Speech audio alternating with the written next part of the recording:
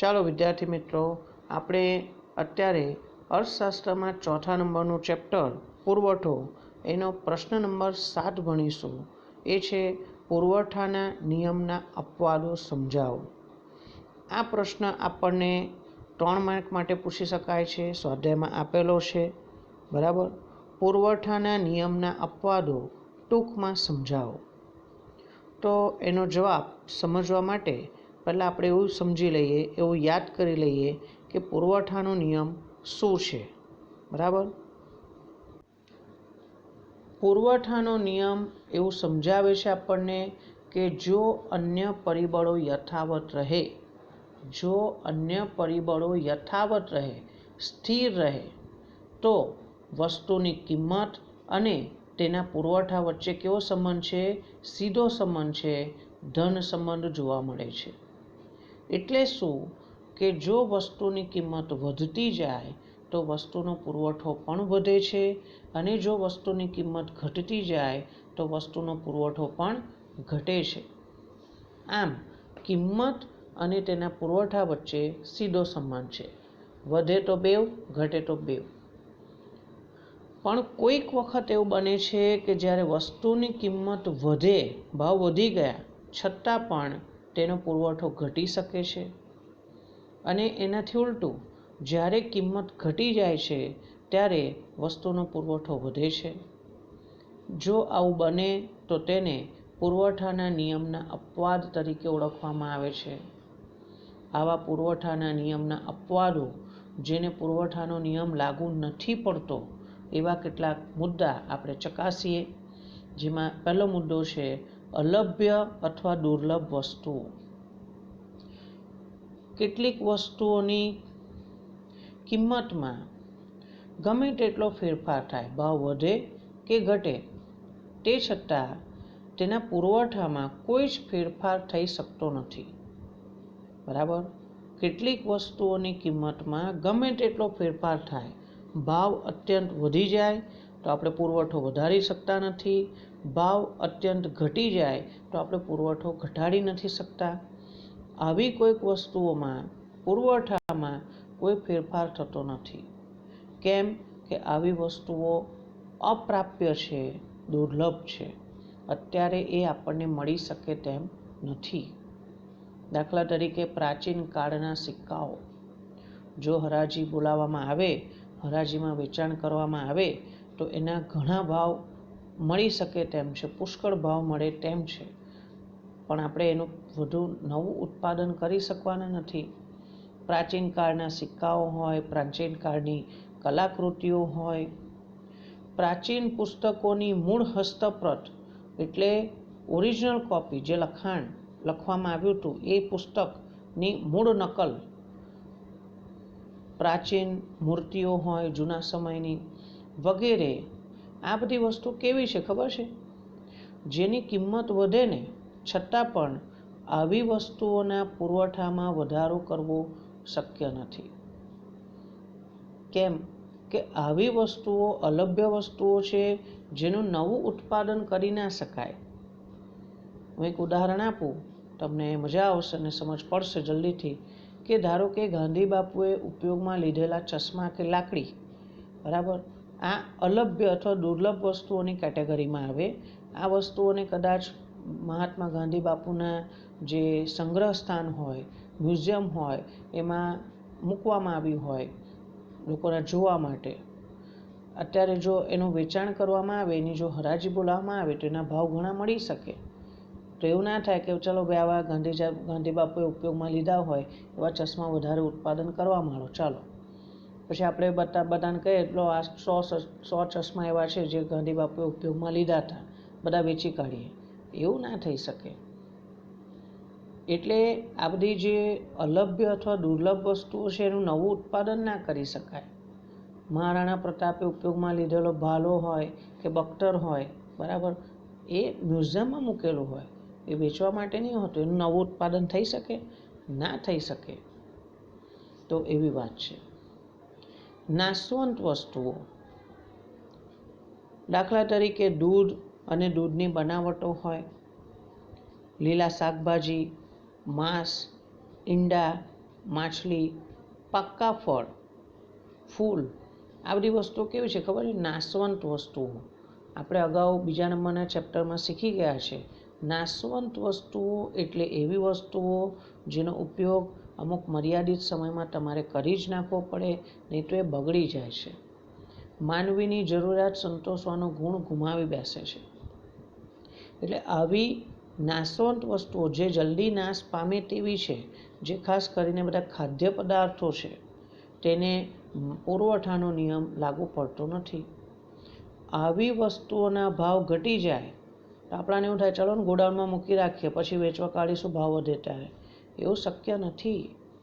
આવી વસ્તુઓના ભાવ ઘટી જાય તો પણ એ વસ્તુઓનો પુરવઠો ઘટાડી શકાતો નથી. બરાબર? કેમ કે જો આવી વસ્તુઓને મૂકી રાખવામાં આવે તો પડી બગડી જાય. આવી વસ્તુઓનો સંગ્રહ કરવો અશક્ય છે, એને સાચવી નથી શકાતું. બીજું કે વસ્તુઓના ભાવ ભવિષ્યમાં વધશે જો એવી અટકળ કરવામાં આવે તો આપણે એવું નહીં કરી શકીએ કે ભાઈ ચાલો ભાઈ આને આપણે સાચવી રાખીએ. ઇવન ભાવ ઘટવાના હોય, ઇવન વસ્તુઓના ભાવ વધે કે ઘટે તો પણ પુરવઠામાં બહુ ફેરફાર કરી શકાવાનો નથી. આમ આપણને આ પ્રશ્નના જવાબમાં 2 જ મુદ્દા આપેલા છે. એક છે અલભ્ય અથવા દુર્લભ વસ્તુઓ અને બીજો છે નાશવંત વસ્તુઓ. એના પછીનો પ્રશ્ન આપણે સમજીએ. પ્રશ્ન નંબર 8 એ છે પુરવઠામાં વિસ્તરણ અને સંકોચન આકૃતિ દ્વારા સમજાવો. આકૃતિ સહિત સમજાવો. સ્વાધ્યાયમાં આવો પ્રશ્ન આપણને 3 માર્ક્સ માટે આપેલો છે. જવાબ: પુરવઠાને અસર કરતા પરિબળોને મુખ્ય 2 વિભાગમાં વહેંચી શકાય છે. દાખલા તરીકે વસ્તુની કિંમત અને બીજું છે કિંમત સિવાયના અન્ય પરિબળો. અન્ય પરિબળો જેવા કે ઉત્પાદનના સાધનોના ભાવ, ઉત્પાદન ખર્ચ, ઉત્પાદન પદ્ધતિ, અન્ય વસ્તુઓના ભાવ જેમાં આપણે અવેજી વસ્તુ અને પૂરક વસ્તુઓને સામેલ કરતા હોઈએ છીએ, ભવિષ્યના ભાવો વિશેની અટકળો, સરકારની નીતિ કોઈ વસ્તુના ઉત્પાદન પુરવઠો વધારવા માટેની છે કે ઘટાડવા માટેની છે, પેઢીઓની સંખ્યા, આ બધા જ પરિબળો કેવા રહે છે? સ્થિર રહે છે, સ્થિર યથાવત રહે છે. પણ ફેરફાર શેમાં થાય છે? માત્ર કિંમતમાં. વસ્તુની કિંમત બદલાય છે. જે તે વસ્તુની કિંમતમાં ફેરફાર થાય છે. હવે કેવા ફેરફાર થાય છે? જો વસ્તુની કિંમત વધે અને પુરવઠામાં વૃદ્ધિ થાય તો તેને પુરવઠામાં વિસ્તરણ તરીકે ઓળખવામાં આવે છે. ફરીથી, વસ્તુની કિંમત વધતા વસ્તુના ભાવ વધી જાય ત્યારે પુરવઠામાં પણ વધારો થાય છે. એ પુરવઠામાં થતી વૃદ્ધિને આપણે પુરવઠાના વિસ્તરણ તરીકે ઓળખીએ છીએ. પણ એનાથી ઉલટું, વસ્તુની કિંમત ઘટી જાય તો પુરવઠો ઓછો થઈ જાય છે. તેને પુરવઠાના સંકોચન તરીકે ઓળખવામાં આવે છે. ફરીથી, વસ્તુની કિંમત ઘટતા પુરવઠો ઓછો થઈ જાય છે. તેને પુરવઠાના સંકોચન તરીકે ઓળખવામાં આવે છે. હવે આ બાબતને સમજાવવા માટે આપણે એક અનુસૂચિ એટલે કે કોષ્ટક જોઈએ. પુરવઠાની અનુસૂચિ આપણને જુદી જુદી કિંમતે કોઈપણ વસ્તુનો પુરવઠો કેટલા એકમ હતો તે દર્શાવે છે. દાખલા તરીકે સફરજનની કિંમત 1 કિલોગ્રામ દીઠ જુદી જુદી કિંમત આપી છે. 50 રૂપિયા, 60 રૂપિયા, 70 રૂપિયા, 80 રૂપિયા અને 90 રૂપિયા. આ વખતે જુદી જુદી કિંમતોએ સફરજનનો પુરવઠો કિલોગ્રામમાં કેટલો હતો એ પણ આપણને કોષ્ટકમાં આપેલું છે. દાખલા તરીકે 50 રૂપિયા કિંમતે જ્યારે કિંમત ઓછી હોય છે ત્યારે વેપારીઓ બહુ બધો પુરવઠો વેચવા નથી કાઢતા, એટલે પુરવઠો ઓછો છે, 200 એકમ, 200 કિલોગ્રામ. કિંમત વધીને 60 થઈ, પુરવઠો વધીને 400 થયો. કિંમત વધીને 60થી 70 થઈ, પુરવઠો 400થી વધીને 600 થયો. કિંમત વધતી જાય છે 70, 80, 90 અને પુરવઠો પણ વધતો જાય છે 600થી 800 અને 800થી 1000. આ બાબતને આપણે આકૃતિમાં રજૂ કરી છે.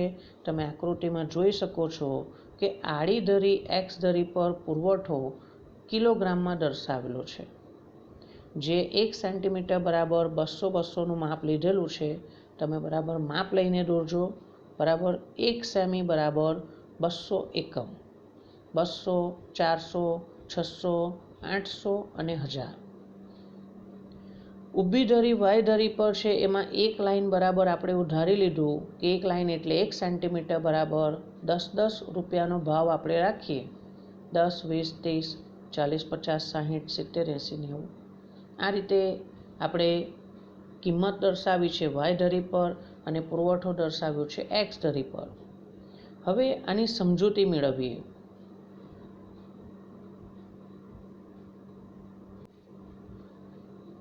કે આકૃતિમાં એક્સ ધરી પર જે વસ્તુનો પુરવઠો અને વાય ધરી પર વસ્તુની કિંમત દર્શાવવામાં આવ્યા છે.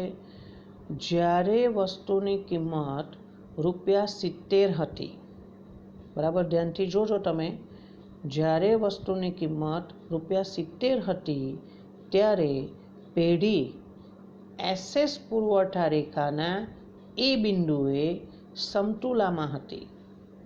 ₹70 કિંમત હતી ત્યારે પેઢી પુરવઠા રેખા એસએસના બિંદુ એ પર સમતુલામાં હતી. અને એ વખતે વસ્તુનો પુરવઠો કેટલો હતો? વસ્તુનો પુરવઠો છે 600 કિલોગ્રામ. ₹70 કિંમત અને વસ્તુનો પુરવઠો કેટલો છે? 600 કિલોગ્રામ. હવે શું થયું? કિંમત ₹70થી વધીને ₹90 થઈ ગઈ. જ્યારે વસ્તુની કિંમત વધે છે, 70થી વધીને 90 થઈ ગઈ, ત્યારે પેઢી બિંદુ એ ને બદલે બિંદુ સી પર સમતુલા મેળવે છે. જ્યારે વસ્તુની કિંમત ₹70થી વધીને ₹90 થાય છે, ત્યારે પેઢી બિંદુ એ ને બદલે બિંદુ સી પર સમતુલા મેળવે છે. વસ્તુનો પુરવઠો 600 કિલોગ્રામથી વધીને 1000 કિલોગ્રામ થઈ ગયો. કિંમત કેટલી થઈ? 70થી વધીને 90. તો પુરવઠો કેટલો થયો? 600થી વધીને 1000 કિલોગ્રામ. બિંદુ એ થી બિંદુ સી તરફની ગતિ એ પુરવઠાનું વિસ્તરણ દર્શાવે છે.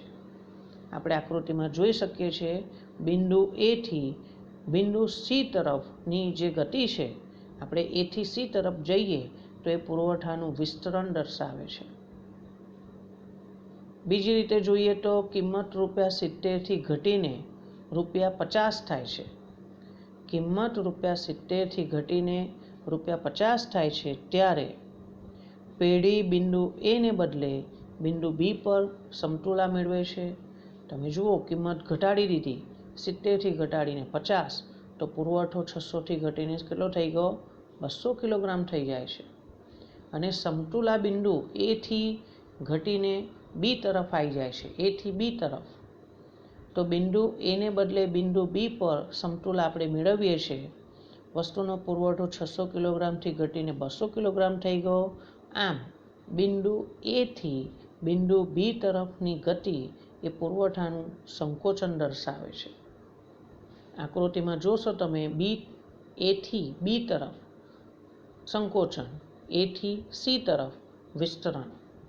પણ પુરવઠામાં વિસ્તરણ અને સંકોચન એક જ પુરવઠા રેખા પર દોરી શકાય છે. આના પછીનો પ્રશ્ન છે પ્રશ્ન નંબર 9. પુરવઠામાં વધારો ઘટાડો આકૃતિ દ્વારા સમજાવો. જેવો આપણે આગળ માંગના ચેપ્ટરમાં માંગનું વિસ્તરણ સંકોચન, માંગનો વધારો ઘટાડો ભણ્યા હતા, એવી જ રીતે આ ચેપ્ટરમાં પુરવઠાનું વિસ્તરણ સંકોચન અને પુરવઠામાં વધારો ઘટાડો આપ્યો છે. આ પ્રશ્ન પણ 3 માર્ક્સ માટે સ્વાધ્યાયમાં આપેલો છે, જેની સમજૂતી આ પ્રમાણે છે. પુરવઠાને અસર કરતા પરિબળોને 2 વિભાગમાં વહેંચવામાં આવે છે. પુરવઠાને અસર કરતા પરિબળોને 2 વિભાગમાં વહેંચવામાં આવે છે. દાખલા તરીકે, એક વસ્તુની કિંમત અને બીજું છે કિંમત સિવાયના અન્ય પરિબળો. હવે આપણે એવું સમજવાના છે કે અહીં કિંમત સિવાયના અન્ય પરિબળોમાંથી કોઈ પણ એક પરિબળ, સમજો, કિંમત સિવાયના અન્ય પરિબળોમાંથી કોઈ પણ એક પરિબળ અથવા એક કરતાં વધુ પરિબળોમાં જ્યારે ફેરફાર થાય છે ત્યારે વસ્તુના પુરવઠામાં પણ જે પરિવર્તન આવે છે તેને પુરવઠામાં વધારો કે ઘટાડો કહે છે. અહીં વસ્તુની કિંમત સ્થિર રહે છે, સમજો હા, વસ્તુની કિંમત સ્થિર રહેશે, ભાવ બદલાશે નહીં, ભાવ એક જ રહેશે, પણ પુરવઠાને અસર કરતા અન્ય પરિબળોમાં ફેરફાર થવાથી પુરવઠામાં જે પરિવર્તન આવે છે એ કાં તો વધારો છે કાં તો ઘટાડો છે. તો હવે પુરવઠો વધશે ક્યારે, પુરવઠામાં વધારો ક્યારે થાય, પુરવઠામાં ઘટાડો ક્યારે થાય, તો આપણે જોઈએ કે આ બધા અન્ય પરિબળોમાં એવા કેવા ફેરફાર થશે કે જે પુરવઠામાં વધારો લાવે છે. જો ઉત્પાદનના સાધનોના ભાવ ઘટે, ઉત્પાદનના સાધનોમાં જમીનનું ભાડું ઘટી જાય, કાચા માલની કિંમતો ઘટી જાય, શ્રમિકોના વેતન ઘટી જાય, વીજળીના દર ઘટી જાય, પેટ્રોલના ભાવ ઘટી જાય, આ બધામાં જો ઘટાડો થાય તો બીજું ઉત્પાદન ખર્ચમાં ઘટાડો થાય, કોસ્ટ ઓફ પ્રોડક્શન ઘટી જાય. ઉત્પાદન ખર્ચ ઘટે, ઉત્પાદનના સાધનોની કિંમત ઘટે, ઉત્પાદન પદ્ધતિમાં ફેરફાર થાય, કોઈ જૂની ઉત્પાદન પદ્ધતિને બદલે હવે નવી ઉત્પાદન પદ્ધતિ અમલમાં આવી ગઈ, પેઢીઓની સંખ્યામાં વધારો થયો. અત્યાર સુધી કોઈ વસ્તુના ઉત્પાદક અને વેચનારા ધારો કે 2 કંપની હતી તો 2 જણ પુરવઠો બજારમાં મૂકે છે, પણ જ્યારે આ વસ્તુ વેચનારા 10 જણા થઈ જાય, 12 જણા થઈ જાય, 20 જણા થઈ જાય, જેમ પેઢીઓની સંખ્યા વધે તેમ વસ્તુનો પુરવઠો પણ વધે છે. પછી આપણને એવું કહે છે પેઢીઓની સંખ્યામાં વધારો થાય, સરકારની નીતિ કોઈ પુરવઠો, કોઈ ચોક્કસ વસ્તુનો પુરવઠો વધારવાની હોય, તો આવા સંજોગોમાં વસ્તુની કિંમતમાં ફેરફાર ન થવા છતાં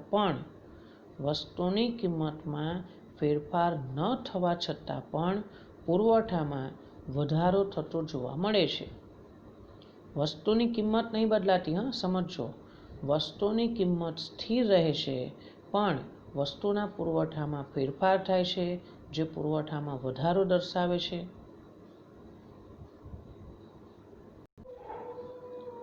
હવે જ્યારે પુરવઠામાં વધારો થાય છે તો આવા સંજોગોમાં મૂળ પુરવઠા રેખા પોતાના સ્થાનેથી જમણી તરફનો સ્થાનફેર કરે છે.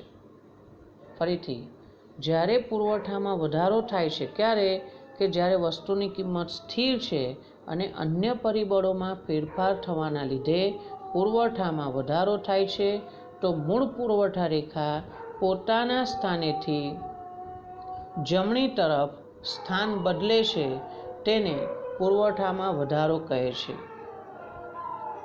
જો ઉત્પાદન સાધનોની કિંમત વધે,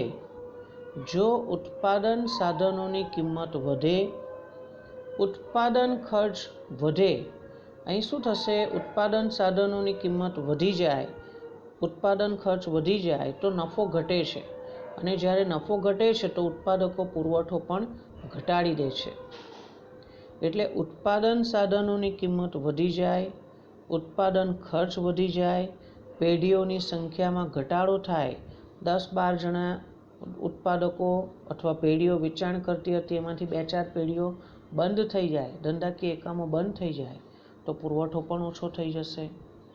સરકારની નીતિ કોઈ વસ્તુના પુરવઠો ઘટાડવા માટેની હોય તો આવા સંજોગોમાં શું થશે, વસ્તુની કિંમતમાં ફેરફાર ન થયો હોવા છતાં પણ વસ્તુના પુરવઠામાં ઘટાડો થાય છે.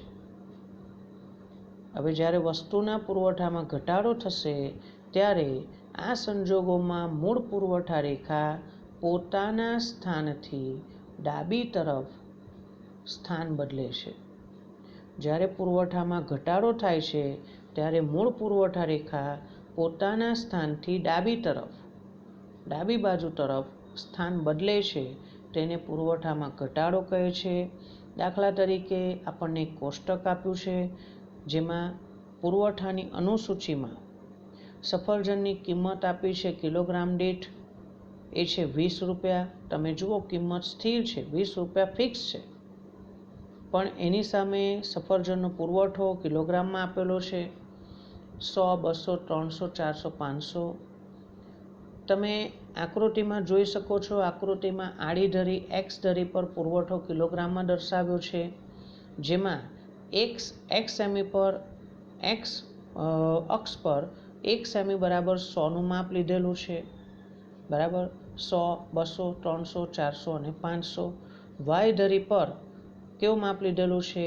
ધારો કે 2 લાઈન એટલે કે 2 સેન્ટીમીટર બરાબર 10 એકમ, 10, 20, 30, 40. અહીં જુઓ 2 સેન્ટીમીટર 2 લાઈન લીધેલી છે, બરાબર ધ્યાનથી જોજો. અને કિંમત 20 એને આપણે સ્થિર રાખી છે, એટલે આપણે એટલી જ જરૂર છે. ઉપર 30, 40 બી ના હોય તો ચાલે. અને આ બાજુ 400, 500 સુધી. આકૃતિમાં એક્સ ધરી પર વસ્તુનો પુરવઠો કિલોગ્રામમાં દર્શાવેલો છે અને વાય ધરી પર વસ્તુની કિંમત રૂપિયામાં દર્શાવી છે. એક્સ ધરી પર પુરવઠો કિલોગ્રામમાં દર્શાવ્યો છે અને વાય ધરી પર કિંમત રૂપિયામાં દર્શાવી છે. ઉત્પાદક કે વેપારીની મૂળ સમતુલા એ બિંદુ પર એટલે કે પુરવઠા રેખા SS પર છે. સમજો, ઉત્પાદક કે વેપારીની મૂળ સમતુલા જે વચ્ચે બિંદુ આપેલું છે એ 3 પુરવઠા રેખાઓ છે, એમાં વચ્ચેની પુરવઠા રેખા જે SS છે, S1 S1, એના પર સમતુલા છે જ્યારે કિંમત 20 રૂપિયા છે. વસ્તુની કિલોગ્રામ દીઠ કિંમત રૂપિયા 20 છે અને પુરવઠો કેટલો છે? 300 કિલોગ્રામ. બરાબર ધ્યાનથી જુઓ, 20 રૂપિયા કિંમતની આડી લાઈન અને 300 પુરવઠો એની ઊભી લાઈન, જ્યાં બંને એકબીજાને સ્પર્શે છે તે બિંદુ એ છે પુરવઠા રેખા S1 S1ની ઉપર. હવે ત્યાંથી આગળ પુરવઠાને અસર કરતા અન્ય પરિબળો. યાદ રાખજો, પુરવઠાને અસર કરતા અન્ય પરિબળો, કિંમત નહીં, કિંમત સ્થિર. અન્ય પરિબળો જો પુરવઠાની તરફેણમાં બદલાય, ફેવરમાં, તરફેણમાં, પુરવઠાની તરફેણમાં થાય તો વસ્તુનો પુરવઠો 300 કિલોગ્રામથી વધીને 400 કિલોગ્રામ થઈ ગયો. હવે તમે જુઓ આકૃતિમાં કિંમત સ્થિર રહે છે 20 રૂપિયા આડી લાઈન. હવે પુરવઠો પહેલાં 300 કિલોગ્રામ હતો, હવે વધીને કેટલો થઈ ગયો? 400 કિલોગ્રામ થાય છે. ત્યારે ઉત્પાદક કે વેપારી પુરવઠા રેખા S3 ના સી બિંદુએ પહોંચે છે. આકૃતિમાં તમે ચેક કરો, જ્યારે મૂળ પુરવઠા રેખા S1 S1 છે એ બિંદુ પર, ત્યાંથી જમણી બાજુ તરફ S3 પુરવઠા રેખા જે તમે જોઈ શકો છો આકૃતિમાં સી બિંદુ દર્શાવેલું છે, જ્યાં પુરવઠો 300થી વધીને કેટલો થઈ ગયો? 400. એટલે એ થી સી બિંદુ તરફની ગતિ પુરવઠામાં વધારો દર્શાવે છે. એટલે એરો કરીને આપણે બતાવ્યું છે કે એ થી સી તરફ જઈએ તે પુરવઠામાં વધારો છે. ચલો પેરેગ્રાફ કે પુરવઠાને અસર કરતા અન્ય પરિબળો. કિંમત સ્થિર રહે છે પણ કિંમત સિવાયના અન્ય પરિબળો પુરવઠાની વિરુદ્ધમાં જાય છે. પુરવઠાની વિરુદ્ધમાં જાય છે એટલે પુરવઠો ઘટાડે છે. વસ્તુનો પુરવઠો 300 કિલોગ્રામથી ઘટીને 200 કિલોગ્રામ થઈ ગયો, પુરવઠો ઓછો થઈ ગયો ડાબી બાજુ તરફ. બિંદુ એ થી બિંદુ બી તરફ જતા રહ્યા. જુઓ આકૃતિમાં એક નવી પુરવઠા રેખા દોરી છે S2 S2. ફરીથી પુરવઠાને અસર કરતા અન્ય પરિબળો પુરવઠાની વિરુદ્ધમાં થશે તો વસ્તુનો પુરવઠો 300 કિલોગ્રામથી ઘટીને 200 કિલોગ્રામ થાય છે. ત્યારે ઉત્પાદક કે વેપારી પુરવઠા રેખા S2 S2 ના બી બિંદુએ પહોંચી જાય છે. S2 S2 ના બી બિંદુએ પહોંચે છે. એટલે બિંદુ એ થી બિંદુ બી તરફની જે ગતિ છે બિંદુ એથી બિંદુ બી તરફની જે ડાબી બાજુની ગતિ છે એ પુરવઠામાં ઘટાડો સૂચવે છે. તમે આકૃતિમાં જોઈ શકો છો, બરાબર ધ્યાનથી જુઓ કે પુરવઠા રેખા S1 વચ્ચે છે, S3 જમણી તરફ છે અને S2 ડાબી તરફ છે. એથી સી તરફ જાઓ જમણી બાજુ તો પુરવઠામાં વધારો છે, એથી બી તરફ જાઓ ડાબી તરફ તો પુરવઠામાં ઘટાડો છે. આમ પુરવઠામાં વધારો ઘટાડો એક જ પુરવઠા રેખા પર બતાવી નહીં શકાય, એના માટે જુદી જુદી પુરવઠા રેખા દોરવી પડે છે. આમ આજે આપણે મહત્ત્વના 3 પ્રશ્નોના જવાબ ભણ્યા. પહેલાં આપણે ભણ્યા પુરવઠાના નિયમના અપવાદો, પછી ભણ્યા પુરવઠામાં વિસ્તરણ સંકોચન આકૃતિ દ્વારા સમજાવો, અને છેલ્લે પુરવઠામાં વધારો ઘટાડો આકૃતિ દ્વારા સમજાવો. હવે આ ચેપ્ટરના આગળના પ્રશ્નો નેક્સ્ટ પીરિયડમાં.